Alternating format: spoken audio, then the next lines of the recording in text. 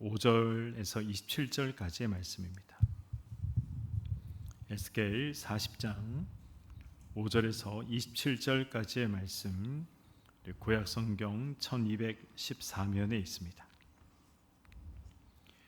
구약성경 1214면 에스겔 40장 5절에서 27절까지의 말씀 우리 함께 교독하시겠습니다. 내가 본즉 집 바깥 사방으로 담이 있더라. 그 사람의 손에 측량하는 장대를 잡았는데 그 길이가 발꿈치에서 손가락에 이르고 한 손바닥 너비가 더한 자로 6척이라.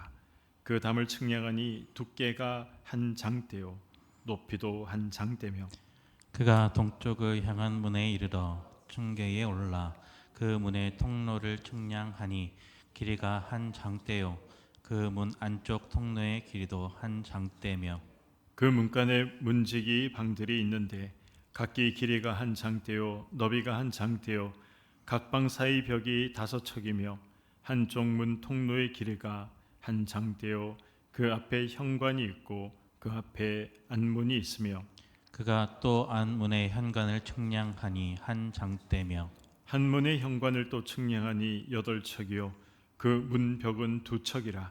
그 문의 현관이 안으로 향하였으며 그 동문간의 문지기 방은 왼쪽에 셋이 있고 오른쪽에 셋이 있으니 그 셋이 각각 같은 크기요 그 좌우편 벽도 다 같은 크기며 또 그 문 통로를 측량하니 너비가 10척이요 길이가 13척이며 방 앞에 칸막이 벽이 있는데 이쪽 칸막이 벽도 한 척이요 저쪽 칸막이 벽도 한 척이며 그 방은 이쪽도 6척이요 저쪽도 6척이며 그가 그 문간을 측량하니 이 방 지붕 가에서 저 방 지붕 가까지 너비가 25척인데 방문은 서로 반대되었으며 그가 또 현관을 측량하니 너비가 20척이요 현관 사방에 뜰이 있으며 바깥문 통로에서부터 앞문 현관 앞까지 신척이며 문지기 방에는 각각 닫힌 창이 있고 문 안 좌우편에 있는 벽 사이에도 창이 있고 그 현관도 그러하고 그 창은 안 좌우편으로 벌려 있으며 각 문 벽 위에는 종려 나무를 새겼더라. 그가 나를 데리고 바깥들에 들어가니 뜰 3면에 박석 깔린 땅이 있고 그 박석 깔린 땅 위에 여러 방이 있는데 모두 30이며 그 박석 깔린 땅 위치는 각 문간의 좌우편인데 그 너비가 문간 길이와 같으니 이는 아래 박석 땅이며 그가 아래 문간 앞에서부터 안뜰 바깥 문간 앞까지 측량하니 그 너비가 100척이며 동쪽과 북쪽이 같더라. 그가 바깥들 북쪽을 향한 문간의 길이와 너비를 측량하니 길이는 50척이요 너비는 25척이며 문지기 방이 이쪽에도 셋이요 저쪽에도 셋이요 그 벽과 그 현관도 먼저 측량한 문간과 같으며 그 창과 현관의 길이와 너비와 종려 나무가 다 동쪽을 향한 문간과 같으며 그 문간으로 올라가는 7층계가 있고 그 안에 현관이 있으며 안뜰에도 북쪽 문간과 동쪽 문간과 마주대한 문간들이 있는데 그가 이 문간에서 맞은쪽 문간까지 측량하니 100척이더라. 그가 또 나를 이끌고 남으로 간즉 남쪽을 향한 문간이 있는데 그 벽과 현관을 측량하니 먼저 측량한 것과 같고 그 문간과 현관 좌우에 있는 창도 먼저 말한 창과 같더라. 그 문간의 길이는 50척이요 너비는 25척이며 또 그리로 올라가는 7층계가 있고 그 안에 현관이 있으며 또 이쪽 저쪽 문벽 위에 종려 나무를 새겼으며 함께요. 안뜰에도 남쪽을 향한 문간이 있는데 그가 남쪽을 향한 그 문간에서 맞은쪽 문간까지 측량하니 100척이더라. 아멘. 오늘 우리가 함께 읽은 에스겔 40장 5절에서 27절까지의 말씀. 이 말씀은 참 읽어 보셔서 아시겠지만 어렵다. 무슨 말씀인가 이해하기가 어렵다라고 생각이 듭니다. 벽의 길이를 재고, 그리고 문의 너비를 재고, 방의 수를 세고, 뜰의 크기를 재고, 또 제단의 방향을 설명하는 이러한 말씀들이 계속해서 이어지고 등장하고 있습니다. 그래서 우리가 이 본문을 읽으면 도대체 이 말씀은 왜 기록하고 있나? 이 말씀을 어떻게 이해해야 하나? 그리고 이 말씀은 나와 무슨 상관이 있는가? 이런 질문들을 우리가 할 수밖에 없는 그런 말씀입니다. 그러나 여기에 하나님의 깊은 뜻이 담겨져 있다라는 것을 우리가 살펴보고자 합니다. 하나님께서 지금 무엇을 하고 계십니까? 측량을 하고 계신 것이죠. 하나님께서 무너진 것을 다시 세우기 위해서 하나님이 측량하고 계시는 모습, 그러한 환상을 에스겔에게 보여주고 계신 것입니다. 여러분, 측량하는 이유가 무엇입니까? 쓸모없는 것, 버릴 것, 다시 세우지 않을 것, 그런 것들은 측량하지 않습니다. 하나님께서 측량하신다라는 것은 그 가운데, 그러한 환상 가운데, 그러한 모습 가운데 하나님께서 다시 세우겠다, 다시 일으키겠다, 다시 회복시키겠다라는 하나님의 의지, 하나님께서 앞으로 어떻게 하실 것이다 라는 계획이 담겨져 있는 것이죠. 그래서 오늘 본문 말씀은 어떤 이 건축 도면을 설명하고 있는, 단순히 그러한 것을 말씀하는 것이 아니라 무너진 이스라엘 백성들의 삶을 회복하시는 하나님, 무너진 우리의 삶을 회복하시는 하나님, 그 하나님에 대해서 에스겔은 말씀하고 있는 것입니다. 5절 말씀을 보시면 이렇게 기록을 하고 있습니다. 내가 본즉 집 바깥 사방으로 담이 있더라. 그 사람의 손에 측량하는 장대를 잡았는데, 에스겔이 본 환상 속에 한 사람이 등장을 하고 있습니다. 그런데 그 사람의 손에는 무엇이 달려 있습니까? 측량하는 장대가 달려 있다. 긴 이 자, 이 줄자, 이런 것이 그의 손에 있었다. 줄자는 아니고 어떤 측량을 할 수 있는, 길이를 잴 수 있는 긴 이 자의 용도로 사용할 수 있는 장대 같은 것이 달려 있었다라는 것입니다. 그리고 그 장대로 이제 무엇을 측량하기 시작합니까? 오늘 말씀 속에 5절부터 27절까지 나오는 이 측량하는 내용은 성전에 대한 내용입니다. 성전을 측량하고 있는 것이죠. 벽을 재고, 성전의 벽을 재고, 성전의 문을 측량하고, 성전의 방과 성전의 뜰과 성전의 계단과 성전의 통로를 측량하고 있는 모습을 에스겔이 보고 기록을 하고 있는 것입니다. 그런데 이 장면을 이해하려면 이스라엘 백성들이, 에스겔이 지금 이 환상을 보고 있는 이때 당시에 어떤 상황 가운데 이스라엘 백성들이 놓여 있었던가를 우리가 반드시 알 필요가 있습니다. 지금 이스라엘 백성들은 어떤 상태에 놓여 있었습니까? 우리가 알고 있는 것처럼 이제 이스라엘이라는 나라, 남유다라는 나라는 더 이상 존재하지 않습니다. 바빌론에 의해서 완벽하게 나라가 멸망당했죠. 예루살렘 성이 파괴되었고 성전이 철저하게 파괴되었습니다. 이스라엘 백성들은 포로가 되었고, 그래서 더 이상 소망이 없는, 희망이 없는, 모든 것을 다 상실한 그러한 상황 가운데 이스라엘 백성들이 놓여 있었습니다. 희망이 사라졌고 하나님의 영광은 그들을 떠나버린 것 같았습니다. 그런데 바로 그 자리에서 하나님께서 다시 성전을 측량하고 계신다라는 것입니다. 여러분, 이것이 뜻하고 있는 것이 무엇입니까? 하나님께서 에스겔에게 성전을 측량하는 환상을 보여주심으로 이것을 통해서, 이 환상을 통해서 하나님이 무엇을 말씀하고 계신 것입니까?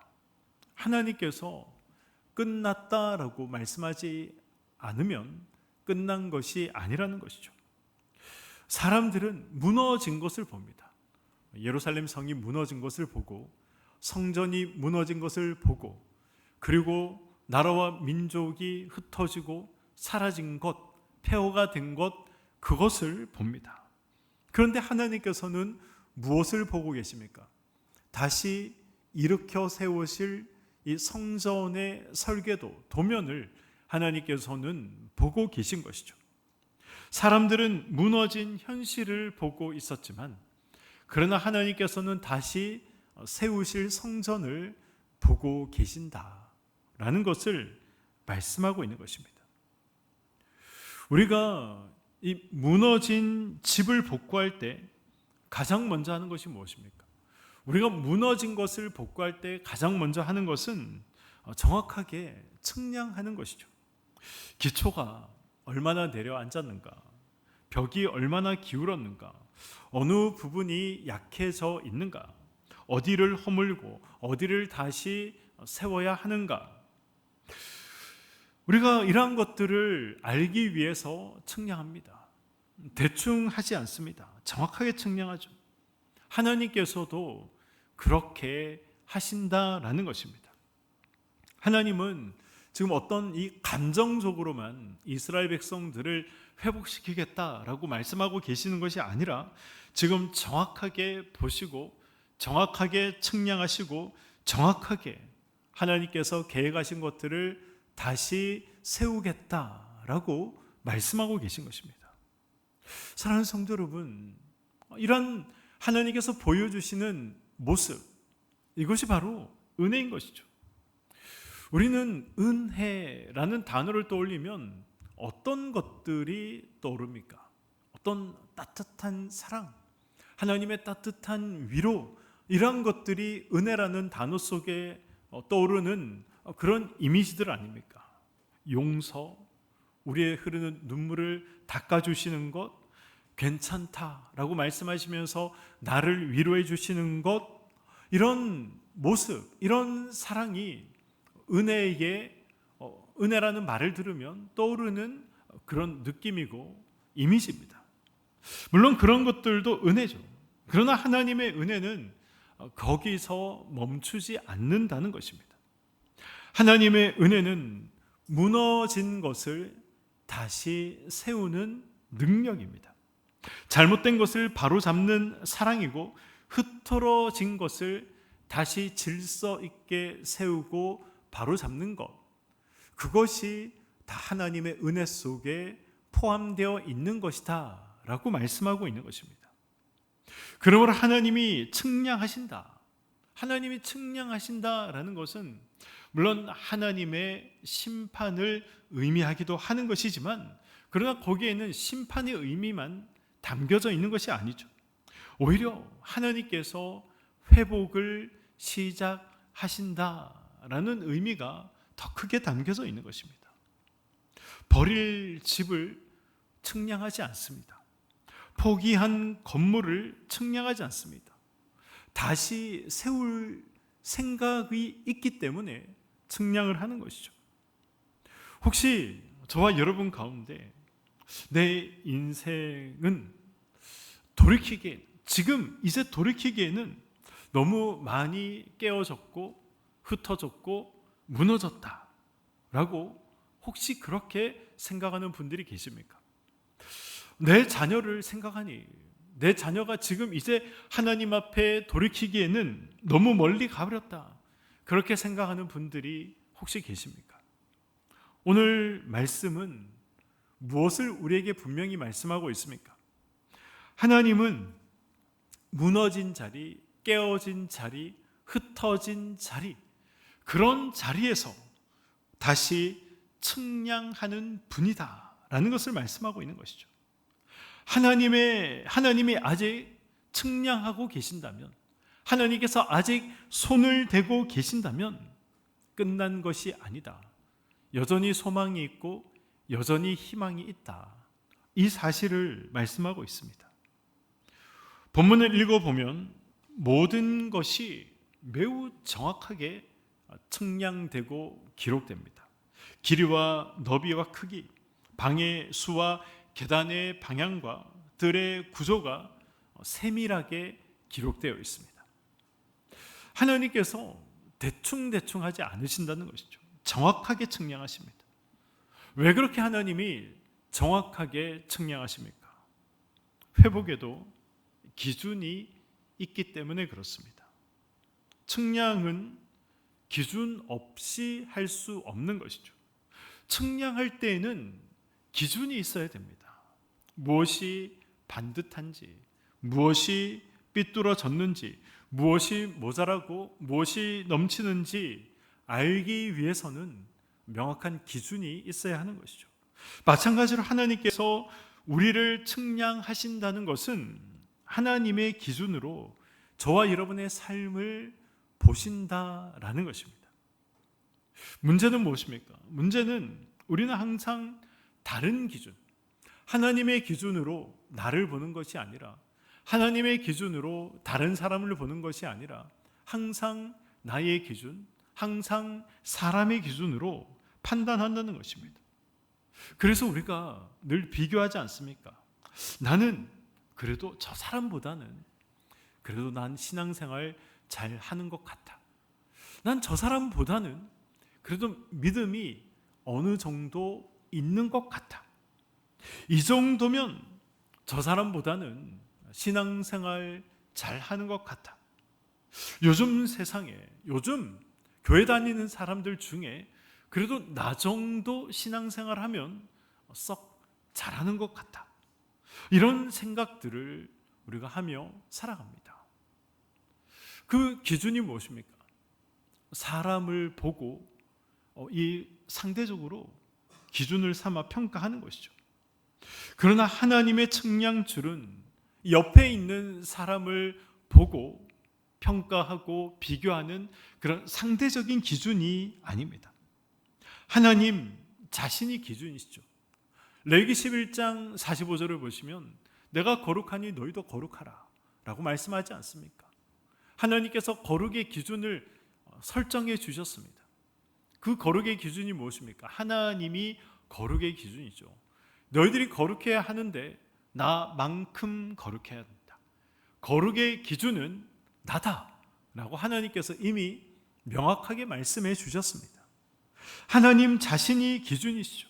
하나님의 거룩과 하나님께서 말씀하신 말씀이 우리의 기준이 되는 것입니다.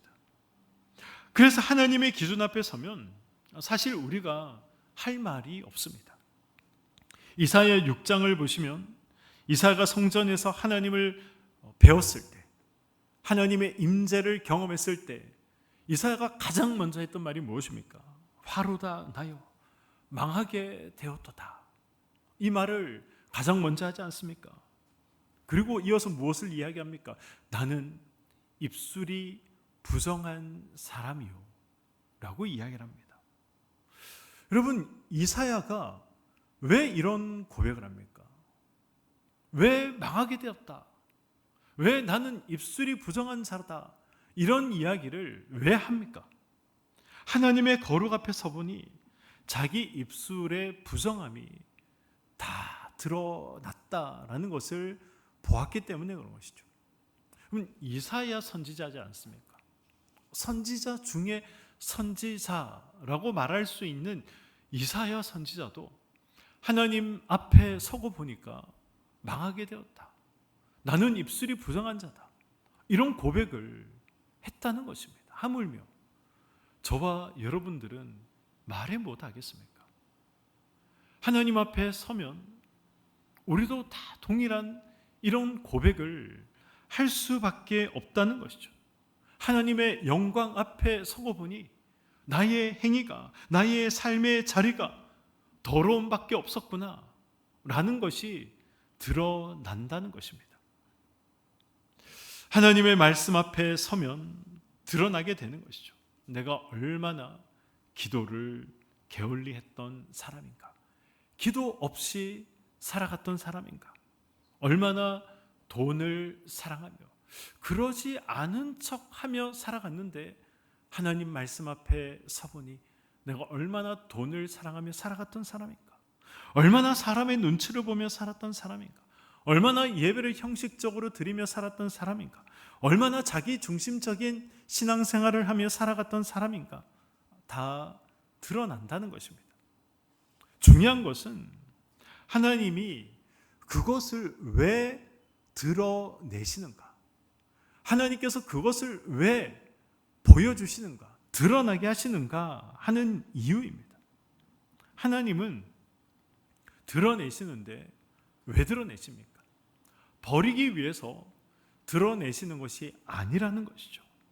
하나님께서 버리기 위해서, 단순히 책망만 하기 위해서, 단순히 심판만 하기 위해서 하나님께서 드러나게 하시는 것이 아니라 하나님께서 고치기 위해서, 고치시기 위해서, 회복시키기 위해서 하나님께서 드러나게 하신다라고 성경은 말씀하고 있는 것입니다.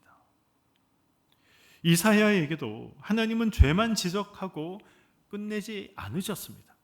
숯불이 입술에 닿게 하시면서 말씀하시죠. 보라, 이것이 내 입에 닿았으니 내 악이 제하여졌고 내 죄가 사하여졌느니라 라고 하나님께서 선언하셨습니다. 하나님은 드러내시고 그리고 정결하게 하십니다. 상하게 하시고 그리고 다시 싸매어 주십니다. 책망하시지만 그러나 그 책망을 통해서 살려주시는 것이죠. 혹시 요즘 말씀을 읽으면, 선포되는 말씀을 들으면 그 말씀이 찔림이 되는 분들이 계십니까? 예배 중에 계속해서 성령께서 내 마음을 찌르는 그러한 일들이 요즘 있는 분들이 계십니까? 숨기고 싶은 그러한 이 죄악들, 그러한 죄악들이 자꾸 생각나십니까? 기도할 때 자꾸 불편한 마음이 드십니까? 그렇다면 그것은 지금 하나님께서 드러내고 계신 것입니다. 하나님께서 만지고 계신 것입니다. 많은 사람들은 그런데 이런 순간에 어떻게 하는지 아십니까? 회피하려고 합니다. 기도를 멀리하고 예배를 대충 드립니다. 왜냐하면 하나님이 손대시는 그 부분이 아프기 때문에, 껄끄럽기 때문에 그런 것이죠. 그러나 하나님이 손대시고 계신다라는 그 자체가 은혜다라는 것을 우리는 기억해야 하는 것입니다. 여러분, 병원에 가는 것이 두려운 이유가 무엇입니까? 병원에 가는 것이 두려운 이유 중에 가장 큰 이유는 내 병이 드러날까 싶어서, 내가 가지고 있는 이 병이 혹시 큰 병은 아닐까, 그 큰 병이 드러나는 것이 두려워서 병원 가는 것을 두려워하는 것이죠. 그러나 진짜 무서운 것은 무엇입니까? 방치하는 것입니다. 의사가 보지 않는 것이 더 무서운 일이죠. 하나님이 내 삶을 더 이상 보지 않으시고, 더 이상 말씀하지 않으시고, 더 이상 만져주시지 않으시는 것, 그것이 훨씬 더 두렵고 무서운 일인 것입니다. 그러므로 이 하나님의 측량 앞에서 우리는 도망가지 말아야 됩니다. 말씀이 찌를 때 우리는 피하지 말아야 되는 것이죠. 그 자리가 회개의 자리가 되어야 하고, 그리고 그 자리를 통해서 회복이 시작되는 은혜를 우리가 경험할 수 있어야 하는 것입니다. 회개는 하나님께서 회개를 위해서 우리의 심령을 찌르는 그 자리는 단지 불편한 자리가 아닙니다. 회개는 하나님 기준 앞에서 내 삶을 다시 보는 것이죠. 하나님께서 하나님의 기준으로 우리를 측량하시는 것입니다. 그리고 부족한 부분들을 보게 하시는 것이죠. 내가 합리화하려고 하는 그러한 죄를 하나님께서 죄로 인정하게 하시는 것입니다. 그리고 우리의 방향을 바꾸게 하시는 것입니다. 오늘 저와 여러분은 무엇을 회개해야 하는 것입니까?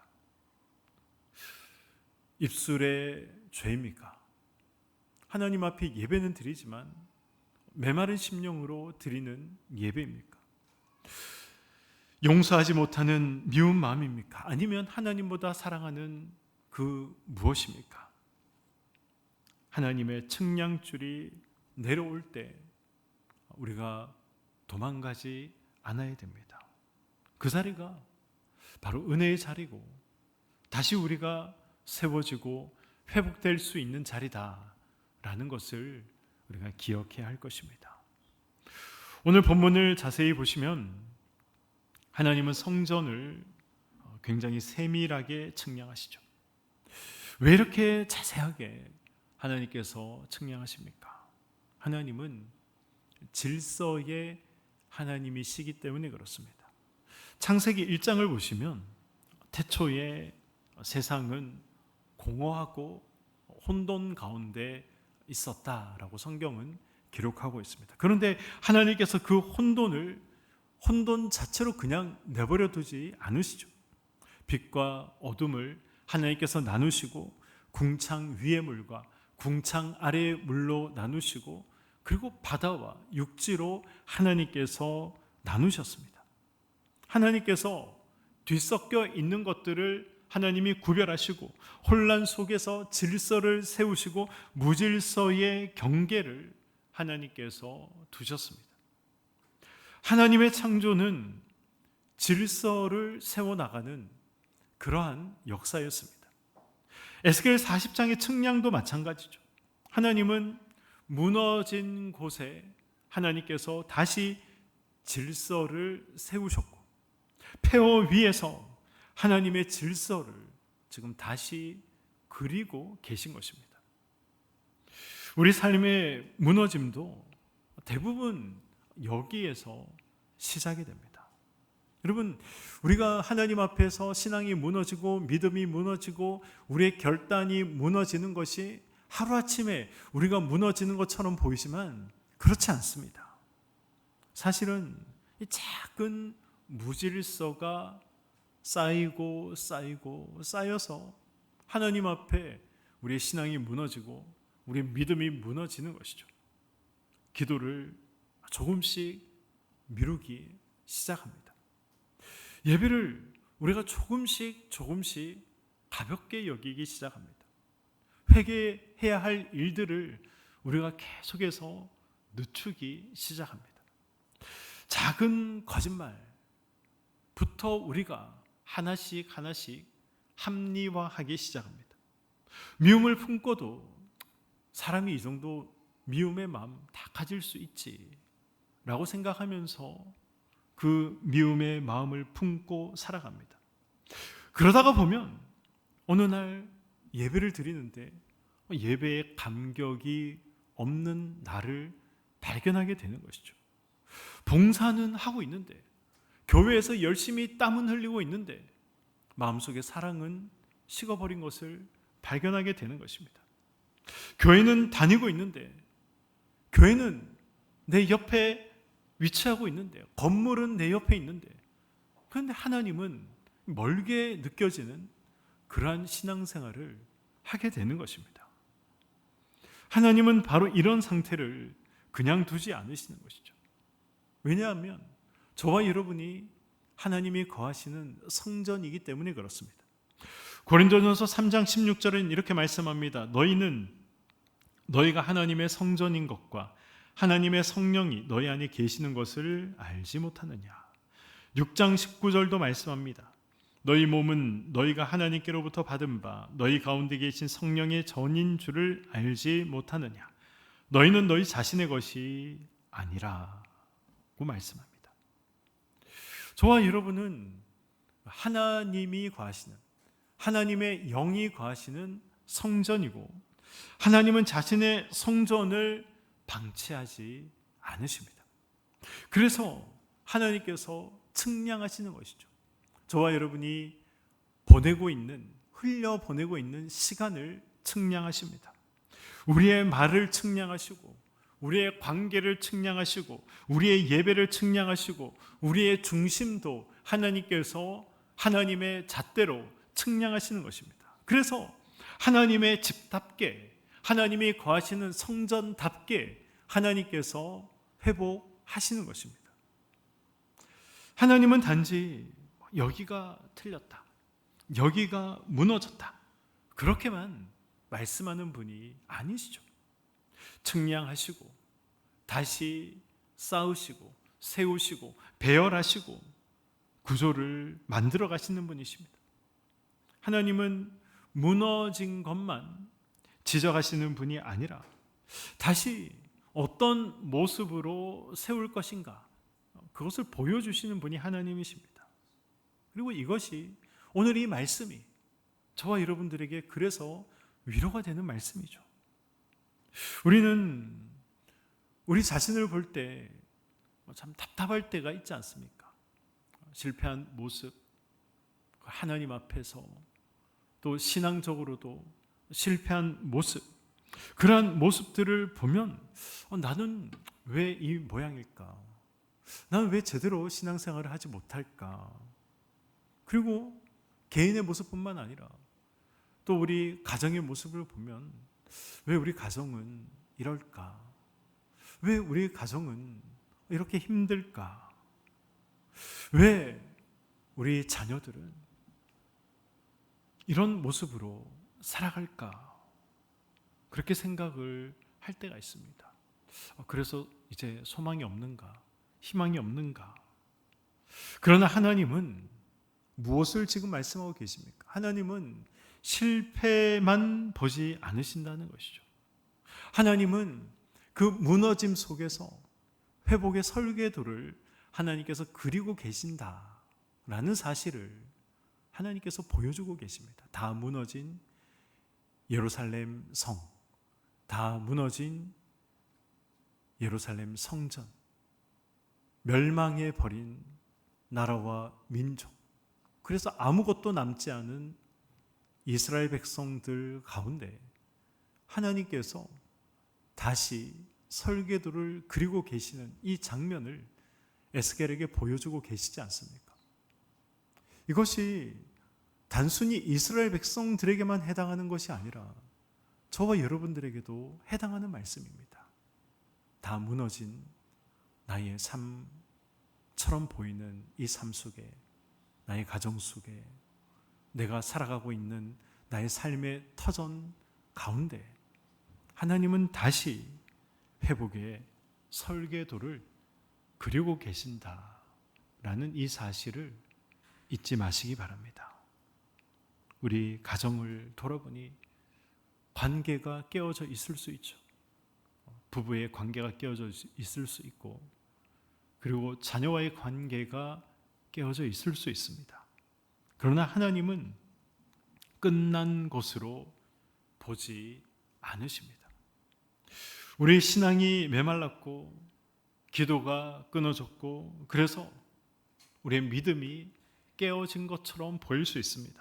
그러나 하나님은 여전히 하나님께서 다시 세우시고 다시 거하실 성전으로 저와 여러분들을 보고 계십니다. 우리 자녀가 세상으로 나아가는 것처럼 세상 하나님 앞에 이제 돌아올 수 없는가라고 의문이 들 수도 있지만, 그러나 하나님은 그 영혼을 아직 끝났다라고 말씀하지 않는다라는 것을 기억할 필요가 있습니다. 우리가 소망을 버릴 수 없는 이유가 여기에 있는 것이죠. 하나님의 회복을 위해 지금도 이 측량의 장대를 들고 저와 여러분의 삶 가운데 서 계시기 때문입니다. 하나님이 다시 그리고 계시기 때문이죠. 하나님이 다시 세우고 계시기 때문입니다. 오늘 말씀을 맺도록 하겠습니다.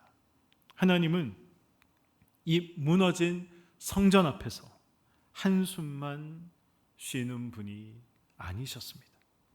측량하셨습니다. 측량하셨다. 측량하셨다는 것은 무너진 것을 다시 세우겠다라는 뜻입니다. 측량하셨다는 것은 하나님의 기준으로 다시 바로잡겠다라는 것입니다. 측량하셨다는 것은 이 무질서를 정리하고 질서를 회복하겠다라는 것입니다.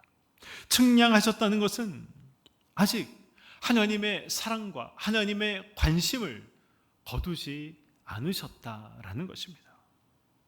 하나님은 오늘 나를 측량하고 계십니다. 저와 여러분을 측량하고 계십니다. 하나님의 기준으로 내가 드리고 있는 예배를 측량하고 계십니다.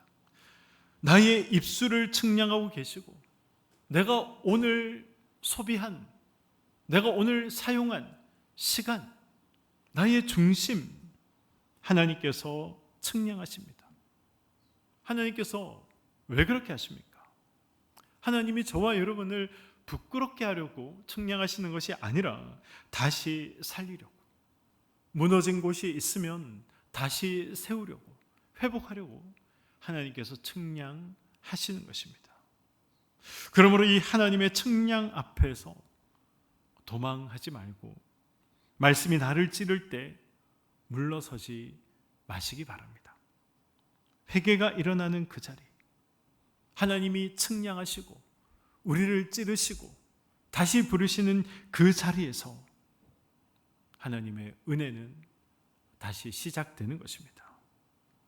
하나님께서 오늘 우리 각 사람의 삶에, 저와 여러분의 삶에 이 거룩한 측량줄을 내리셔서 기울어진 부분이 있다면 하나님께서 바로잡아 주시고, 무너진 삶의 부분이 있다면 하나님께서 세워주시고, 메마른 자리는 다시 하나님께서 살려주셔서 저와 여러분의 삶이 하나님의 집답게, 하나님이 거하시는 성전답게 단정하고 거룩하게 세워지는 이 은혜가 우리 모두에게 있기를 주님의 이름으로 간절히 축원드립니다.